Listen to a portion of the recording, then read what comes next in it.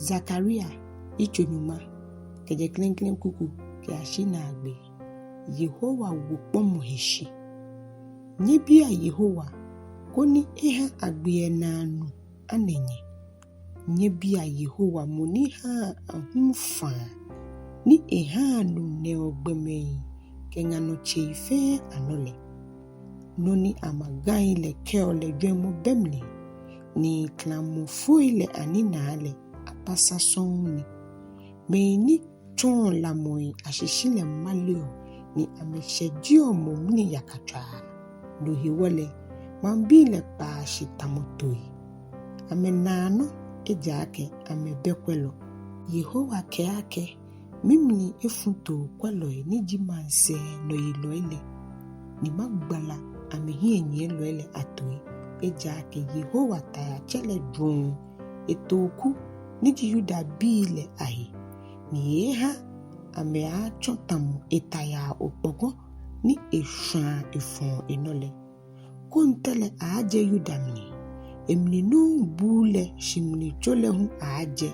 Ketahu gai chole ke lume shuato ife hu. Yuda bile achomo kakan loye tamni.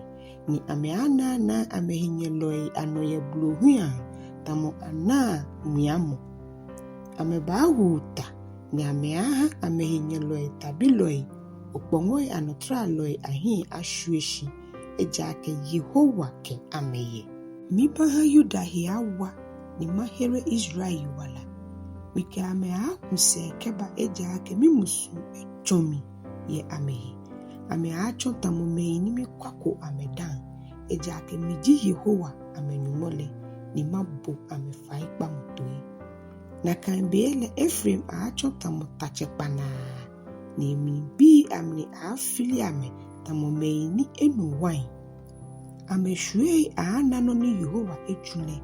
Ni amemi aashe ame. Ni amemini afili ame. Mike okadi aache ame ni mabu ame na. Ejake mikpo ame ni ame yafe ko ntamosa.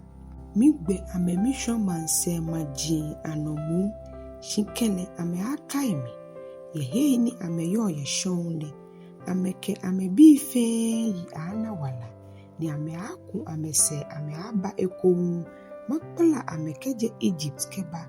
Mabua ame na keje Assyria hu. Mike ame aba gile ashigbeemɔ le no. Ke Lebanon shikpon le huno ke ashi anangbe ye shikpon jinle ano aha ame. Ame baafu amane hunu nshole maha nshokeile angmeden. Nilo faale fe kwa baagbi. Abaaba Assyria hechamo leshi ni Egypt hiwalele se baafu. Mawo ame hiwale ye Yehowa mni ni ame baanya ye egbe mni mi Yehowa Mike, hallelujah. Zakaria ichonyumake ekumi klen kukuji ete. Yiwalɔi le ashigbeemɔ. Ao Lebanon gbelemo oshina ile. Koni la asha ochinidru ile. Ao seseo wo yara ni ofu. Eja ake chinidru le ekun egbeeshi. Eja ake chei ni yo nyam le ahie ekpanta. Bashan odum wo yara nyefua ejake agba ko haile tete. Botwe Tookwɛlɔi le ewoyara. Botwe jatai mihu. Na Yordan hiko le hie ekpanta. Ejake amenunyam se ifo. Keje kuku niji edwe ke ashina agbe.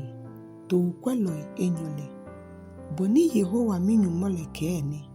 Fiemo ohetamo Tookwɛlɔi ni kwa toku ni aya agbe ame.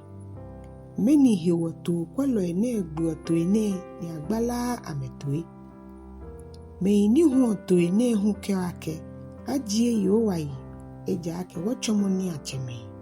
Ni amekwɛlɔi le tetepo ena ako oloi le mobo. No hiwole. Mina muku mobodon ye shikpon ne no. Na mangme mofe mohimawo enokwɛlɔ ke emanche hunden. Inokwɛlɔi ne ba akpata shikpon le hie. Ni mi here muku yiwala. Hewole michotoi ni abaagbe aha Tookwɛlɔi ne akwɛlɔ.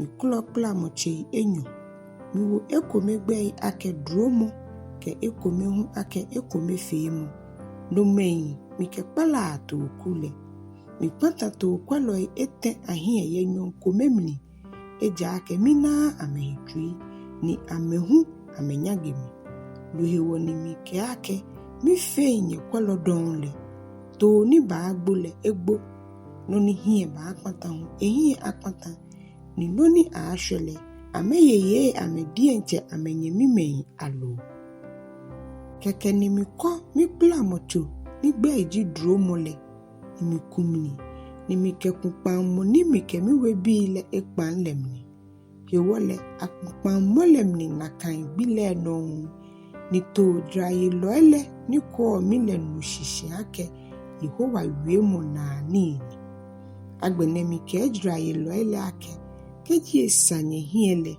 no le nyewu aminyo shikeji esanye hiele no le nyomo wole anshi keke ni amemweju etei talenta enyumai ete ameke wominyo keke ni Yehowa ke emi ake oke awusolemo wele futrolem luhiwole mikeju etei talenta enyumai ete ni ameke wominyo mole ya wusolemo wele futrolem agbene mikumpla mocho niji enyole nigbe eji ekome feemo lemni ni mikefo nyemimei ananyubo ni kayuda ke Israel telemni agbene Yehowa ke emi ake klomo Tookwɛlɔi akagbomo ni chumo ni bi ohie shina mi te Tookwɛlɔi kushinye shipon leno lele je ehesande koji to ni mi gbole to eni egbe eshale ebuan amena noni epilale echanle